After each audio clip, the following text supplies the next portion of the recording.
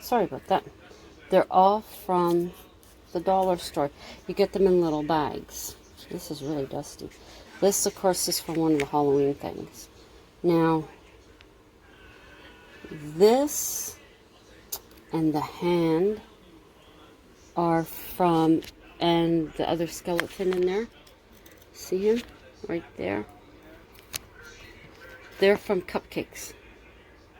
From Loblaws. And the bones are also from a bag from the dollar store. Or Dollarama. That is a moon that came with stickers that I have. And of course the bat, they come in bags. These are all stems from roses that I had. And then I got some twigs. As you can see. These are the lights, of course. And then a friend at work was at, I believe it was Michael's, and this was on sale.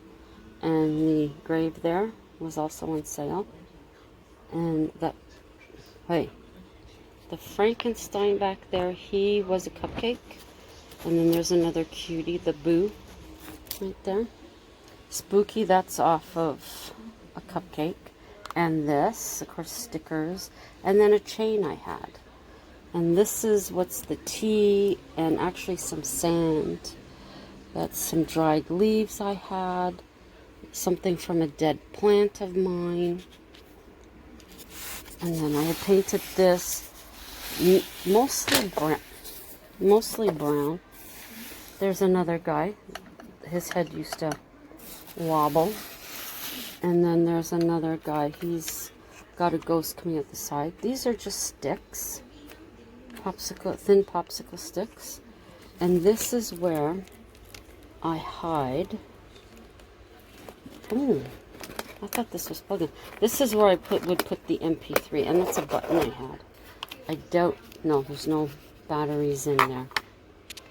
Hang on. Okay. And I don't know what timing I'm at, because this thing messed up on me. It clicked off. So there is, I even put a feather on it. Basically anything goes. And I believe that was part of on a cupcake too. So let me turn the light off. I don't know how much of a difference that'll make. Oh, and there you go. This and the other guy there were my glow-in-the-dark earrings. But I hung them from the trees. So that just adds to it. This looks really nice at night when there's no light anywhere. I made her little cauldron that's there. And there was a snake, but I think he may have gotten broken. I'm not sure. Oh no. Whoops. There's the snake. I made him too. And that was likely on a cupcake. So this was the egg, or the milk crate. Covered it. I think I painted it actually. No, I covered it with black construction paper. And I made the little windows. That guy with the green hair, he's also from a pen. So you can see I really used whatever I could find on here. I haven't bought any funky pens, so. And then this tree here, and one behind it, it is one that I made with clay. But the form is actually a wire underneath it. And then the netting you get to put in windows for Halloween, I just put that on top of there. So that's what I somewhat want this to end up looking like. But instead, I am going to, because the first one I ever did of these little scenes, I had the house and then I had a graveyard in front. And I also had this from work for a bit. I saved it, so it fits that pretty good. So instead, I may just have to paint along there.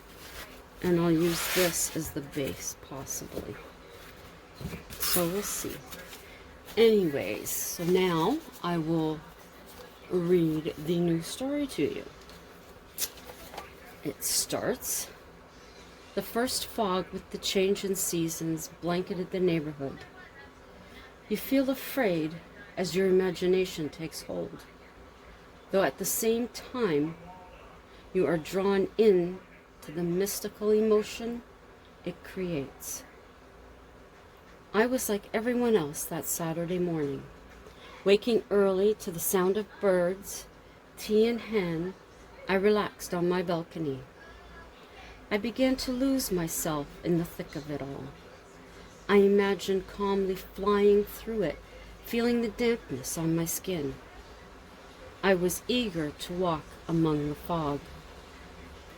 I had no visions of zombies with deadpan faces. I see magic and spirits. I experienced them gracefully shifting through the misty cover, soaring high, then diving low. I dressed and made my way within the sleepy houses. Nothing stirred except the nature surrounding me. I am fascinated by plants that find their way through asphalt and cracks in sidewalks. Nature prevails despite us. I immerse myself in that early morning as in the arms of a loved one's embrace. The vibrations are strong and balanced. I am still alone.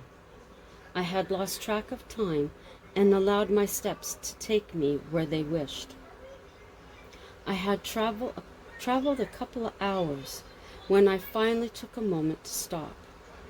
I had walked quite a ways from my home, finding myself at the lake. The mist hung low above the water. The stillness was eerie and mesmerizing. I heard the slight lapping of water against a wooden pillar in the distance. I pictured Nessie breaking through the white curtain, this majestic beast, head held high in pride. I stepped back, sensing myself teetering near the edge. I did not feel like a swim yet. I walked along the path provided, gazing out into nothing but a wall of white. Reaching the point, I took a seat on a large rock. I breathed in deep the air that was so refreshing. Time had passed, and I realized nothing had moved. I heard no cars or trucks. There was no sound of bikes or people walking. No sounds of voices, happy or mad. I truly felt alone. Had I woken up in another time, or had I missed some disaster? Was I the only survivor of a crime? I shook my head, then continued on my way. The fog was not lifting. My watch showed just shy of 11 a.m. Where were the people? I must admit, I did enjoy the peaceful atmosphere surrounding me most of the time. I made my way across the wooden bridge to a bench nearby. The area was still silent. I had taken out a snack I had packed when I heard it. A man's bootstep on the bridge. He seemed to stop about halfway across. I continued to eat, waiting to see him, but the steps never came. I supposed he was like me, enjoying the solitude. Placing my container back in my pack, I decided to start on my way. I listened to my footsteps creak across. I expected to see the man standing there, but he wasn't. I hadn't heard him leave, though maybe I hadn't been paying attention. I traced my way back to the rock. Sitting there, I heard the same steps approaching me. The fog still had not lifted.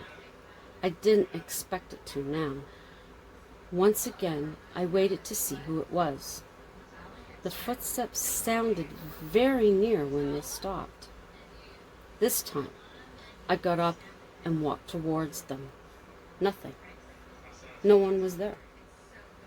I looked around and nearly called out, then thought better of it. The gentleman could have gone across the grass. Satisfied with my explanation, I moved on. I was sure to meet up with him sooner or later. I was now back at the wharf, the rhythm of the water so sweet. I had decided to sit with my feet dangling above the lake. From behind, the footsteps came. I quietly took my keys from my front pocket and positioned them between my fingers. I was ready. Slowly, the dark figure emerged from the wall of white. He just stopped and stood without another movement. I stared back, beginning to wonder, how the hell am I going to get by him to leave? Taking a good look, there was enough room to get by. The longer he stood, the more I felt the unease grow. My surroundings now took on a sinister edge to it. The white fog had a tinge of gray seeping in.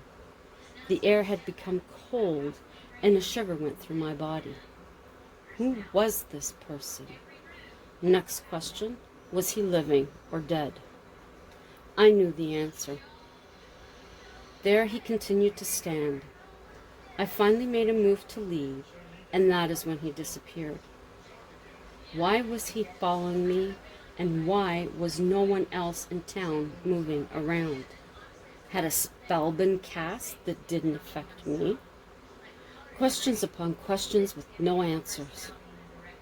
I walked until I found myself back in my neighborhood across from my apartment. There he was, standing at the steps. I didn't have the nerve to confront the spirit, so I sat on a brick fence, hoping he would once again disappear. Moments later, he still stood. It was late afternoon, and I wanted to get home. It was at that moment I heard a scream and the screech of wheels. A red sports car sped away from my building.